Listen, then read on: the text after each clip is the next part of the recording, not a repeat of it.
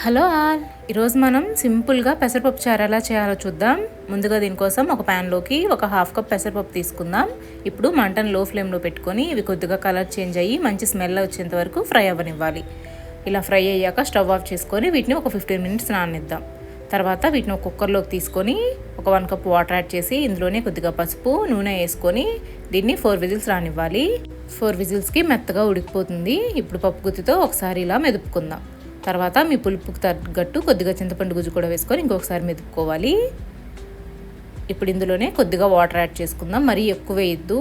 ఈ పెసరపప్పు చారు చిక్కగా ఉంటేనే టేస్టీగా ఉంటుంది. ఇప్పుడు వేరే గిన్నెలోకి కొద్దిగా ఆయిల్ యాడ్ చేద్దాం. ఇందులోనే ఆవాలు, జీలకర్ర, ఎండుమిర్చి కూడా వేసుకొని కొద్దిగా చిటపట్లాడాక ఉల్లిపాయలు, పచ్చిమిర్చి కూడా వేసుకొని వీటిని బాగా ఫ్రై అవ్వనివ్వాలి.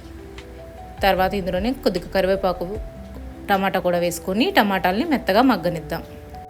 టమాటాలు మెత్తగా మగ్గాక ఇప్పుడు ఇందులో మనం కలిపి పెట్టుకున్న పెసరపప్పు చారుని కూడా వేసుకొని రుచికి సరిపడా ఉప్పు కలుపుకొని దీన్ని ఒక 2-3 పొంగులు రానివ్వాలి.